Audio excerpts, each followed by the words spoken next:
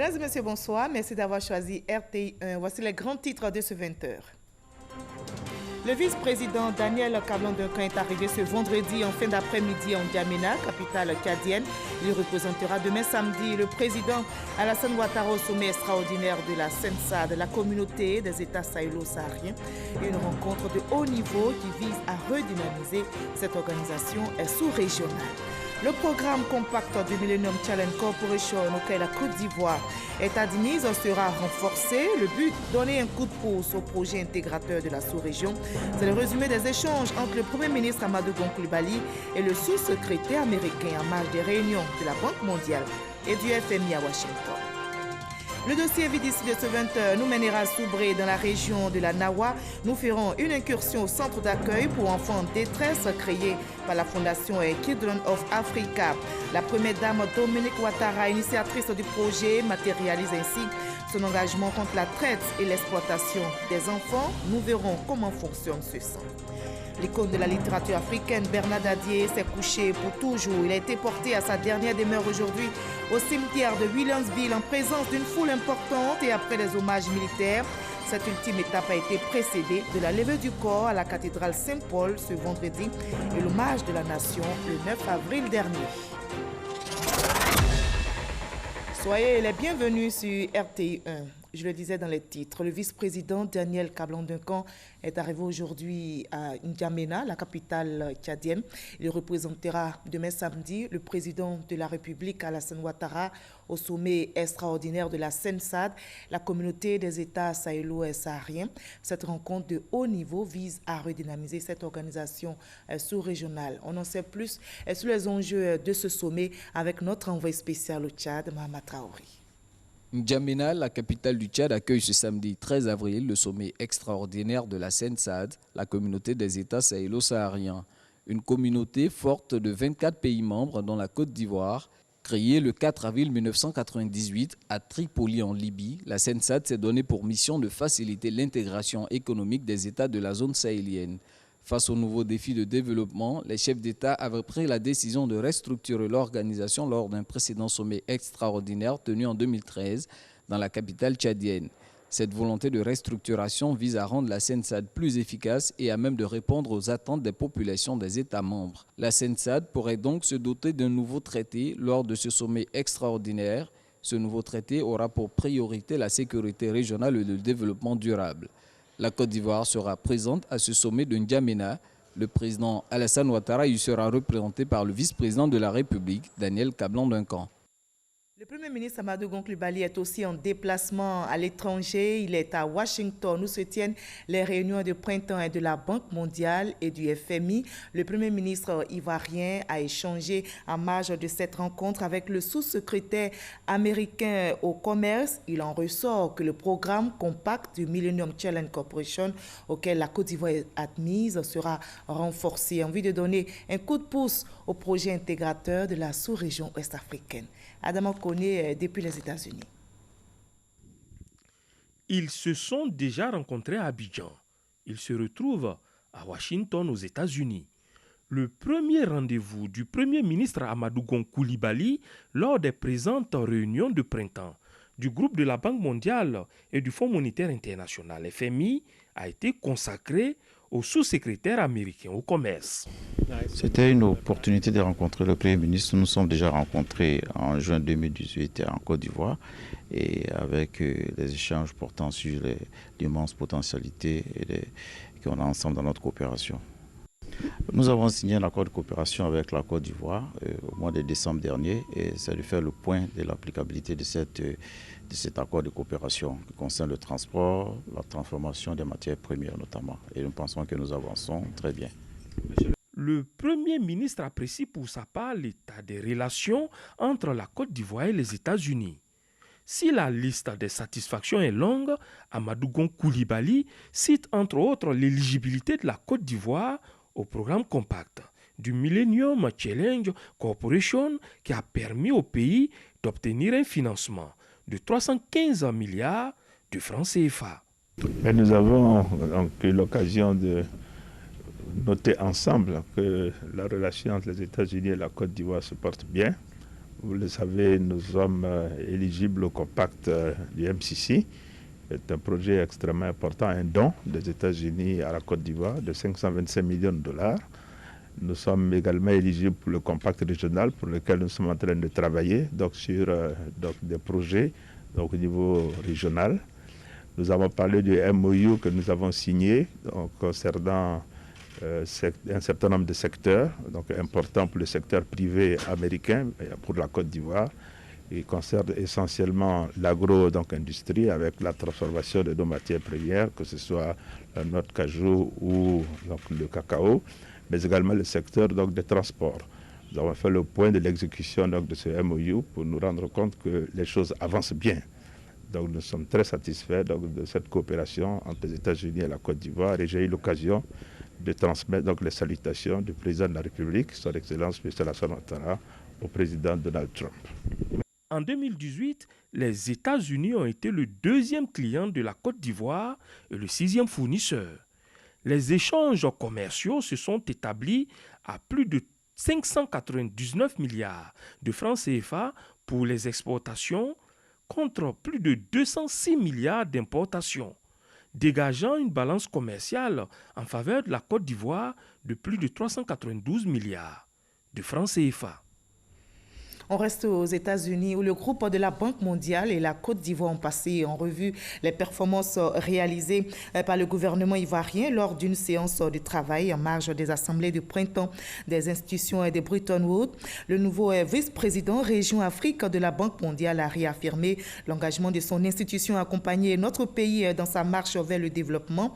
Le premier ministre ivoirien Amadou Gon Coulibaly a soutenu, entre autres, mettre les bouchées doubles pour améliorer les taux de décaissement des fonds alloués à la Côte d'Ivoire. Le reportage complet de notre envoyé spécial à Washington dans nos prochaines éditions. En Côte d'Ivoire, la lutte contre la traite et le travail des enfants s'intensifie. Le Comité national de surveillance des actions de lutte présidé par la première dame ivoirienne est actif sur le terrain. Vous allez le voir, la traque est effective, mais le défi reste la prise en charge des enfants victimes d'exploitation. Je vous propose donc un tour au centre d'accueil pour enfants en détresse à Soubré, c'est dans la région de la Nawa. Ce centre créé par la fondation Kidney of Africa a ouvert ses portes en juin 2018. Mais comment fonctionne-t-il? Quelles sont les conditions d'admission? Qu'en est-il de la prise en charge de ces enfants?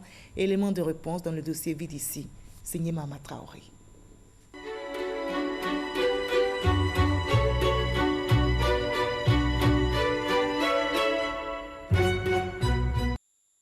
Dans la région de la Nawa, Marie-Josée Koué fait de l'autonomisation de la femme son combat. Avec son ONG EFRAD, Essor des femmes rurales actives pour le développement, elle sensibilise aussi les communautés rurales sur les dangers liés au travail des enfants. Ce matin, elle est à Babouagui, village situé à une vingtaine de kilomètres de la ville de Soubré. Je vous demande pardon de vraiment bien entretenir vos enfants. Ne les maltraitez pas. Envoyez-les à l'école. Ne prenez pas les enfants pour travailler dans les champs. Ce n'est pas normal. Les enfants ont droit d'aller à l'école pour leur avenir de demain. Dans ce village, Marie-Josée ne fait pas que sensibiliser. Elle va aussi visiter et rassurer la famille Babouagnipa sur les conditions de prise en charge dont bénéficie désormais Stéphanie, leur enfant de 8 ans. Depuis quelques semaines, la fillette vit dans ce centre d'accueil pour enfants à Soubré grâce aux bons offices de l'ONG EFRAD. Stéphanie a désormais la chance d'apprendre à lire et à écrire, comme les autres pensionnaires de ce centre. Les premiers moments pour un enfant, c'est toujours difficile pour s'adapter. Voilà, mais on les motive, on échange avec eux, on les met en confiance. Pour ceux qui ne sont pas là à l'école, ça c'est le niveau 0, ça c'est l'alpha pur. Pour ceux qui ont déjà acquis quelque chose dans le système classique, quand ils arrivent ici, on essaie de faire ce qu'on appelle un renforcement afin de garder son niveau, pourquoi pas améliorer pour qu'au sortir d'ici, ils puissent intégrer le système normal et continuer. En plus de l'alphabétisation, les pensionnaires ont aussi l'opportunité d'apprendre des métiers comme la couture et la coiffure. Non, tu coupes dessus, ça va diminuer les mesures. Donc, tu dois couper juste. Ce centre est une réalisation de la fondation Children of Africa de la première dame Dominique Ouattara. Sa vocation est d'accueillir des enfants en situation de détresse dont l'âge varie entre 5 et 18 ans. des victimes de maltraitance, de négligence, de traite, d'exploitation ou même de pires formes de travail. Pascal était exploité à des fins d'orpaillage. Son calvaire a pris fin lors d'une opération de démantèlement menée par les agents des eaux et forêts. Un monsieur qui m'a vu m'a dit de venir, on va travailler. Je ne savais pas c'est quel travail, on va venir travailler en Côte d'Ivoire ici. Je suis arrivé, je suis trouvé que c'est pour creuser l'or. On se lève 5 h du matin jusqu'à 18 h. Je ne sais pas, pour se reposer un peu 5 minutes, pour manger, et puis pour boire, et puis vous allez se lever encore commencer. Dans ce centre, nous avons aussi rencontré ces jeunes filles. Originaires du Nigeria, elles se sont retrouvées prises au piège d'un réseau de traite à des fins d'exploitation sexuelle à la frontière ivoiro-ghanéenne. Quand mon camarade qui était ici, il est venu là-bas, il me dit, il va m'aider à venir ici. Il a cherché l'argent, il est parti faire quelque chose. Chercher l'argent comment? Pas plus sur ce qu'elle exerçait comme activité.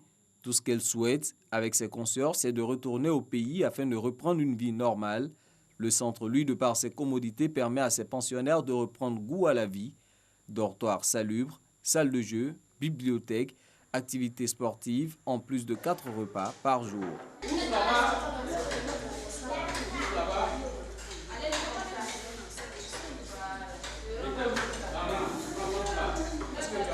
Depuis son ouverture en juin 2018, le centre a reçu une 50aine d'enfants. Le séjour aussi dure 6 mois au maximum, conformément à la loi. Le temps pour les responsables du centre d'accueil d'organiser la réinsertion sociale de l'enfant. L'enfant qui bénéficie d'une réinsertion scolaire, nous proposons de le suivre sur 3 ans, c'est-à-dire pendant au moins 3 années scolaires. L'enfant qui commence un apprentissage ici au centre, quand nous le réinsérons avec les partenaires potentiels, nous faisons en sorte qu'il bénéficie de la poursuite de sa réinsertion avec, à l'appui, au terme de sa formation, une alternative d'installation. Si dans une zone donnée ou dans un village donné, nous avons plusieurs enfants, on peut les regrouper et puis leur monter des projets que nous pouvons proposer pour financement à des partenaires afin que la réinsertion soit réussie. Nous avons retrouvé le premier pensionnaire du centre d'accueil. Après 72 heures passées au centre, le petit Félix a été remis à sa mère, enseignante à Touadji 2, village du département de Méagui. Victime de négligence, Félix a été recueilli par les services sociaux lors d'une fugue. Aujourd'hui, avec l'appui du centre d'accueil, le gamin a repris le chemin de l'école et semble avoir oublié les mauvais souvenirs. Étant là-bas, j'ai vu que l'enfant s'épanouit. Lui-même, il a dit, même comme ça à sa grand-mère, quand je vais grandir, je vais bâtir une maison comme ça aussi. En tout cas, il a aimé le coin. Retour à Soubré, capitale de la Nawa. Les terres de cette région produisent à elles seules 40% du cacao ivoirien, un potentiel agricole qui attire les réseaux de passeurs d'enfants. Par le passé, la prise en charge des enfants était le véritable point faible des actions de lutte menées par les travailleurs sociaux. Avant l'avènement de ce centre-là, il était très difficile pour nous lorsque nous avons un enfant dans une situation de vulnérabilité quelconque, que ce soit viol, victime de maltraitance ou de traite. Nous n'arrivions pas à avoir des familles pour les accueillir. Donc c'était vraiment difficile pour nous de pouvoir faire la prise en charge holistique de ces enfants-là. Parce qu'un enfant victime, il faut pouvoir le retirer de sa situation de vulnérabilité afin de pouvoir lui apporter ce qu'il faut pour pouvoir mieux le prendre en charge. La fondation Children of Africa de la première dame Dominique Ouattara a déjà lancé la construction de 2 autres centres d'accueil à Boaké et à Ferkessédougou. Pour l'heure, celui de Soubré tente d'offrir à chacun de ses pensionnaires une vie meilleure, celle que devrait connaître chaque enfant. Et le centre d'accueil pour enfants détresse à Soubré dans la région de la Nawa, le centre de l'espoir pour les enfants, un sujet réalisé par Mahama Traoré. 2 plateformes numériques existent désormais. Elles visent entre autres la promotion des actions du ministère de la Communication et des Médias. Ces 2 sites ont été présentés au public dernièrement. Selon le ministre Sidi Touré, le public pourra y trouver des communiqués des ministres et des déclarations du gouvernement. Issa Tchonayeo. Le numérique, au cœur des actions du ministère de la Communication et des Médias. 2 plateformes numériques sont mises en place pour promouvoir les actions du ministère et celles du porte-parole.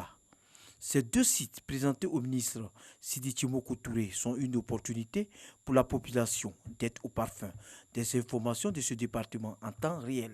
Il faut communiquer avec les moyens du moment.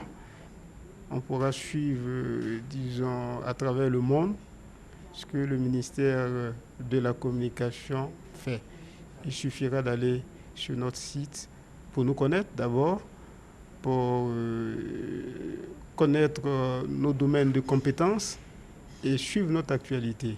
Le site du ministère www.communication.gouv.ci et celui du porte-parole www.porteparole.gouv.ci vont contenir le communiqué des conseils des ministres et toutes les déclarations du gouvernement. Et nous poursuivons notre voyage dans ce 20h avec cette question. Qu'en est-il des travaux de réhabilitation de la nationale A3? Le ministre Amédée Kouakou Kofi et l'ambassadeur de France en Côte d'Ivoire étaient justement sur le tronçon Boaké-Kanaolo aujourd'hui. Les travaux entamés depuis 2 mois avancent bien. Ils ont pu s'assurer des dispositions techniques en vue de garantir la qualité de l'infrastructure financée par la France à travers le C2D, le contrat de désendettement et de développement à hauteur de plus de 110 milliards de francs CFA. Léon Bro. Ouvriers, techniciens et ingénieurs à la tâche sur le tronçon Boaké-Kanaolo. Un seul objectif, réhabiliter entièrement cette portion de la nationale A3, longue de 125 km d'ici la mi-année 2020.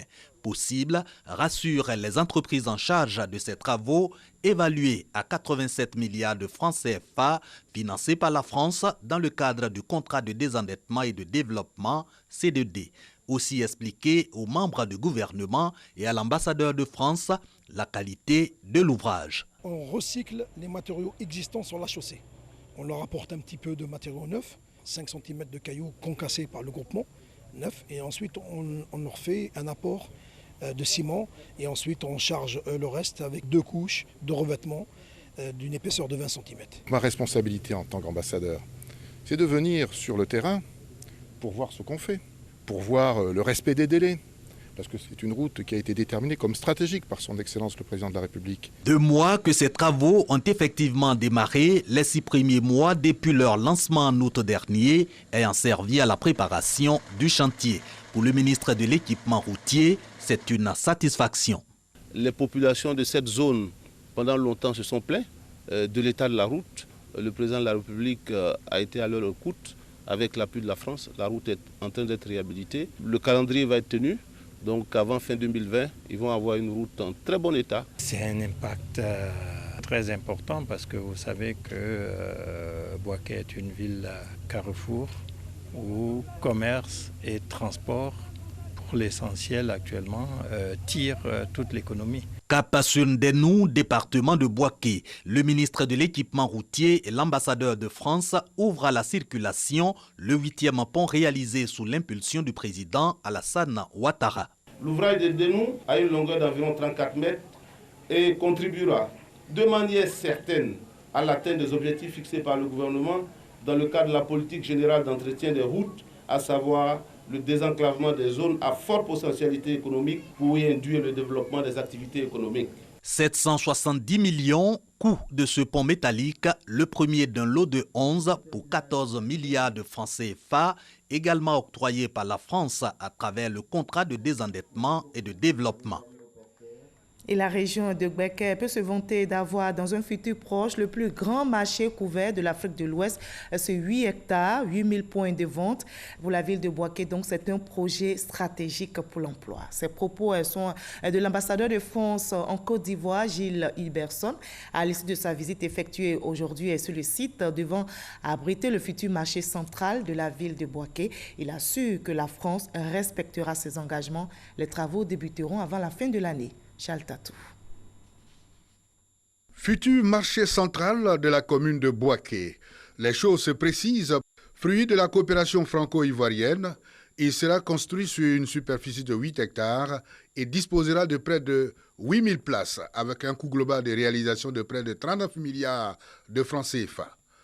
Après les études techniques, place maintenant aux préparatifs des travaux de démarrage de ce projet prévu pour avant la fin de l'année en cours. C'est pour donc s'enquérir des réalités du terrain que l'ambassadeur de France en Côte d'Ivoire s'est rendu à Bouaké. Il a visité ensemble avec les autorités locales de Bouaké le site du futur marché central et les différents espaces occupés qui font partie de ce site. Notre engagement, c'est commencer avant la fin de l'année. Vous savez, c'est dans la vision stratégique aussi du président de la République, son Excellence Alassane Ouattara, qui a en plus demandé à ce que l'agenda soit orienté vers le social. Donc il faut que ce qu'on appelle les bailleurs, au premier rang desquels la France, qui est le premier partenaire de la Côte d'Ivoire, s'inscrivent dans cette approche programmatique. Et donc c'est ce que je suis venu faire ici, et veiller à ce que les engagements pris soient tenus. Ça sera le plus grand marché couvert d'Afrique de l'Ouest. C'est la France qui m'a donné l'idée de recourir à l'AFD. Donc grâce à la France, nous avons pu démarrer les négociations pour trouver un financement. Si nous avons abouti, la part qui a été prise par son Excellence le Président Alassane Ouattara est grande. Cette visite du site du futur marché central par l'ambassadeur de France en Côte d'Ivoire redonne espoir aux commerçants de Bouaké qui attendent impatiemment la réalisation de cet édifice commercial. Dans le domaine de la santé, les engagements sont aussi tenus. Les procédures d'accréditation des établissements sanitaires sur toute l'étendue du territoire ivoirien sont lancées. L'objectif est de garantir à tous des prestations de qualité dans les établissements publics et privés. Mais qu'est-ce qui va changer dans ces établissements? Quelle est l'innovation majeure? Élément de réponse avec Salima Toutia. La Côte d'Ivoire enregistre 4260 structures sanitaires, dont 2091 publiques et 2169 privées. En dépit du nombre suffisant de la couverture sanitaire, force est de constater l'insatisfaisante offre de soins dispensée aux patients, selon le ministère de la Santé.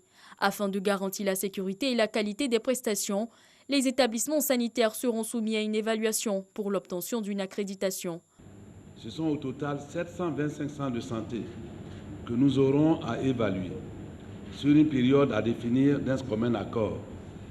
Toute chose qui est de nature à accompagner le processus de généralisation de la couverture maladie universelle, en abrégé CMU, et qui s'inscrit bien entendu dans le cadre de la mise en œuvre du programme social tel que voulu par le président de la République. Aussi, les activités d'accréditation commencent-elles dès aujourd'hui avec cet événement officiel de lancement. La sécurité des soins, la compétence de l'établissement ou encore la place centrale du patient sont entre autres les fondements et les principes de la qualité. Il s'avère dès lors indispensable de réformer en profondeur notre système de santé en vue d'une valorisation qualitative des ressources humaines doublée, d'un accroissement de la responsabilisation et du changement de mentalité. L'heure a sonné pour chacun de nos agents de santé publique de notre pays de se conformer aux normes en vigueur dans le cadre de l'exercice de ses fonctions. L'accréditation est valable pour une durée de 4 ans et le CRESAC prévoit également une évaluation chaque année des établissements accrédités en vue de surveiller le niveau de la qualité. Sur le terrain politique, le Congrès pour la consolidation de la République et le développement a initié une série de tournées dans les régions du pays. Concorde était à Sésékro, dans la commune de Djebonois. Le président de ce parti appelle au rassemblement prôné par le RHDP. Charles Tatou. Le rassemblement des oufetistes pour la démocratie et la paix tisse sa toile à travers le pays avec l'appui de ses formations politiques qui le composent. En témoigne la rencontre initiée par le Concorde, le Congrès pour la consolidation de la République et le développement. Meeting animé à Sésékro, localité de la commune de Djebonois, dans la région de Gbeke. Le thème de la rencontre, présidé par le ministre Alcide Diédié, président de ce parti. Le RHDP, seule alternative crédible pour la Côte d'Ivoire nouvelle. Au cours de cette rencontre, le président de Concorde a prôné la réconciliation et la paix, gage de l'unité de tous les Ivoiriens et de tout développement. En sorte de la guerre il n'y a pas longtemps, Et vous, votre village, le nom c'est CC-Pro, c'est-à-dire c'est Concorde. Vous devez être fiers. Et à partir de là, ne pas écouter ceux qui viennent vous raconter autre chose. Parce que des programmes qui ont été conçus ensemble, par tout le monde, au RHDP, on est en train de les réaliser. Vous voyez l'autoroute qui est en train de venir vers ici. Nous sommes venus saluer nos militants et nous sommes satisfaits. Nous partons heureux en tant qu'animateurs du parti et le RHDP est bel et bien présent. Le RHDP est ancré dans l'esprit de nos parents. Après la région de Bouaké, le Concorde pour la consolidation de la République et le développement poursuit sa tournée de réconciliation et de paix.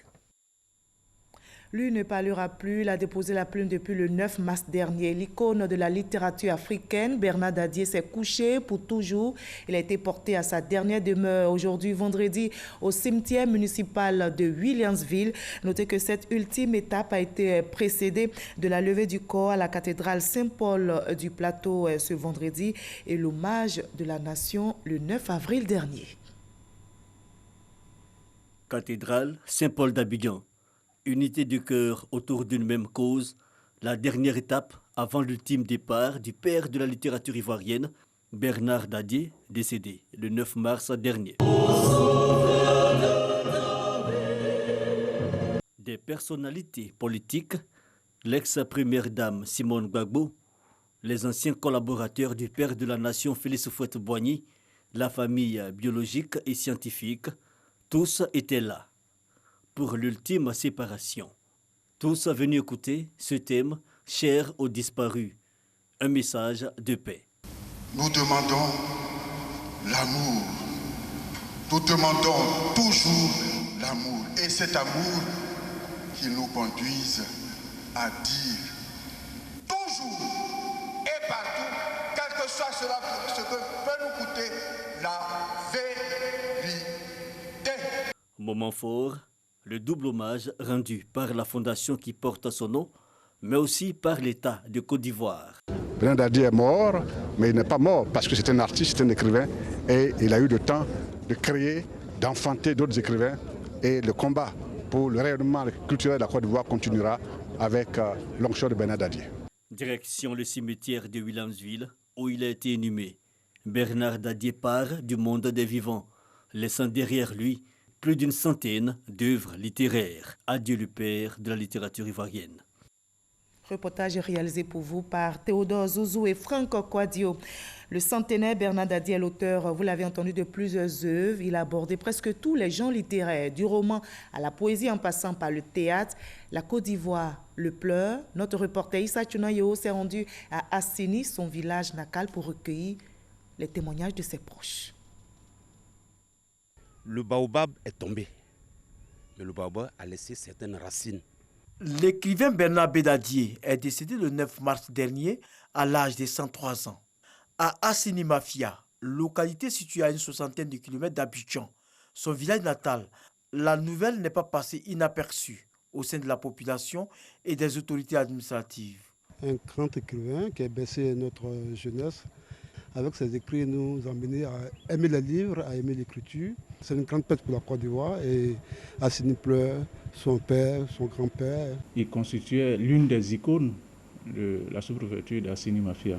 Il faisait la fierté de la population. La famille biologique pleure son fils et toute la population pleure le grand écrivain Bernard Dadier. Dans la cour familiale, Kodjo Dablé Benjamin, octogénaire et frère de l'illustre disparu, est encore sous le choc après l'annonce du décès de son aîné. Bernard est mon frère.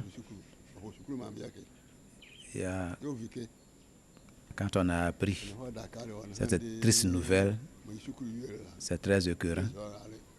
Mais personne ne peut contre la volonté de Dieu. Une émotion qui ne fait pas oublier les qualités intrinsèques du défunt. Poète, dramaturge, nouvelliste et homme politique, Bernard Dadier marque le monde littéraire par ses nombreux écrits.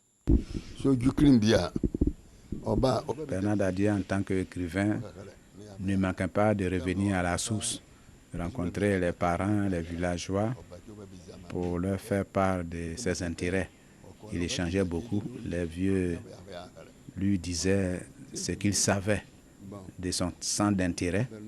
Et il prenait beaucoup de notes. Kablechi Nyamke, musicien, est un féru de la lecture. Pour cet ancien footballeur, Bernard Bédadier a aidé à la compréhension de l'histoire d'Assini par la qualité de ses productions. Bernard Bédadier n'était pas certes régulier à Assini, mais il reste une référence pour les populations pour avoir été le père de la littérature ivoirienne.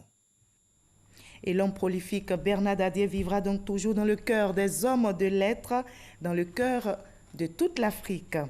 On va parler d'une nouvelle plus gaie. Le tirage au sort de la CAN 2019 vient d'avoir lieu au Caire, en Égypte. Les éléphants connaissent leurs adversaires. La Côte d'Ivoire est dans le groupe D avec le Maroc, la Namibie et l'Afrique du Sud. Notez que la CAN 2019 aura lieu du 21 juin au 19 juillet en Égypte. Et on va croiser les doigts pour la victoire des éléphants, pourquoi pas, pour remporter cette CAN 2019. On se retrouve demain à 20h.